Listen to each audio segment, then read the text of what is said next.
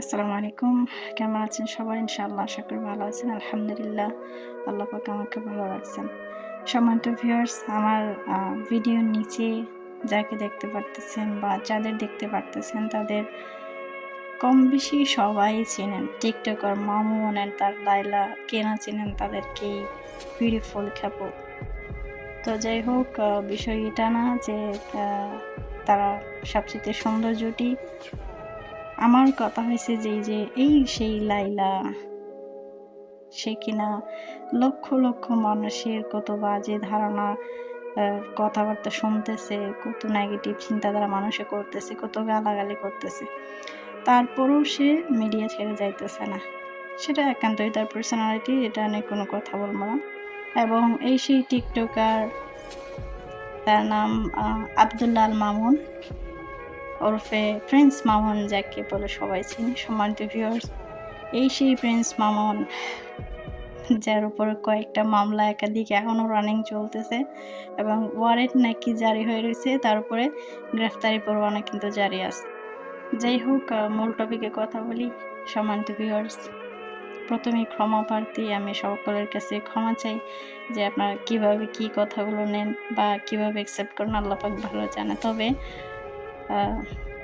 একটা কথা বিবেক দিয়ে দেখেন, শুধু যে লায়লার দোষ সব দিক থেকে, বিষয়টা কিন্তু এমনও নয়।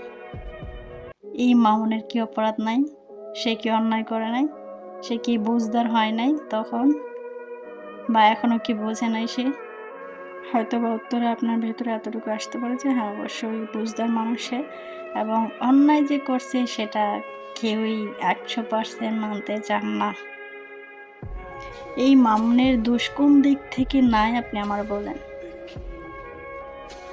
ওই যে মানুষ বলে না যে লোভ করলে একটা সময় জীবনের অনেক বড় ক্ষতি হয়, এটা তার জ্বলন্ত একটা বাস্তব প্রমাণ।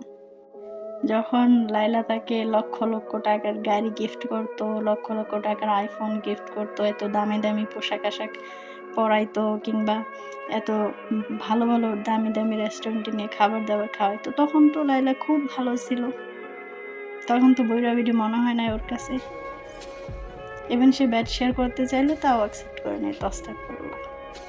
এখন এত কিছু করার পরে, এত লক্ষ লক্ষ কোটি কোটি টাকা পয়সা, তার যা কিছু আছে সবকিছু হাতিয়ে নেওয়ার পরে প্রায় অর্ধেক মামুনের হাতে চলে গেছে। কিন্তু মামুনের পিছনে এই লায়লা অনেক টাকা ক্ষতি করছে, অনেক টাকা লস হয়েছে তার।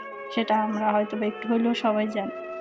কারণ আমি বলেছি আমি ঋণগ্রস্ত হয়ে গেছি, আমি এখন মাইনাসে, আমাকে প্রতি মাসে ঋণের ইনস্টলমেন্ট দিতে হয় তার চাহিদা, তার আশা আকাঙ্ক্ষা পূরণ করার জন্য, তার ফ্যামিলির চাহিদা আকাঙ্ক্ষা পূরণ করার জন্য। তো আমি আজকে মারা গেলে সেই ঋণের বোঝাটা আমার সন্তানরা কিভাবে টানবে? এবং আমার কোনো এফেক্ট পড়েনি বলতে বোঝাচ্ছেন আপনি কিভাবে বুঝতে পারছেন যে আমি আমার ফিনান্সিয়াল স্ট্যাটাস আসলে কোথা থেকে কোথায় নেমে গেছে, আমি এখন কি অবস্থায় আছি?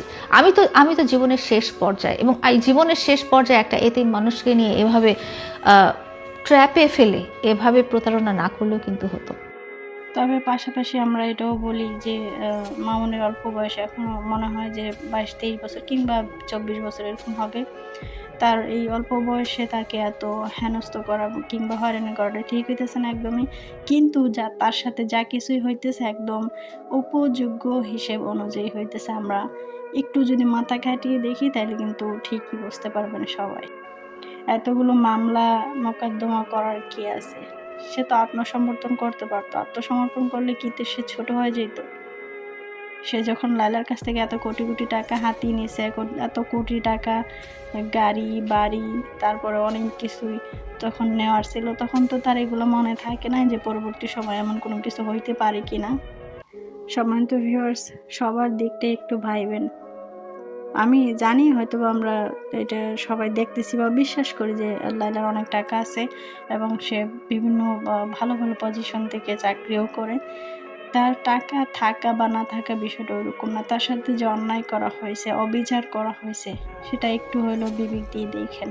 শুধু মামুনের দিকটাই বাছাই করে নিয়েন না। কেননা আমরা, আপনারা যে অডিয়েন্সরা আছে, আমরা যদি এগুলো সাপোর্ট করি একজনের দিক থেকে অন্যায় অপরাধ জানা সত্ত্বেও, তাহলে নেক্সট জেনারেশনে কিন্তু এমন আরো ভয়ঙ্কর অনেক কিছু হইতে পারে। সুতরাং আপনাদের কথা জানি না, তবে আমি আমার কথা যদি বলি 50% দোষ লাইলার এবং 50% দোষ অবশ্যই আব্দুল্লাহ আল মামুন ওরফে প্রিন্স মামুনের। কারণ সে জেনে শুনে ঠকাইছে, এটা আমি বিশ্বাস করি অন্ততপক্ষে।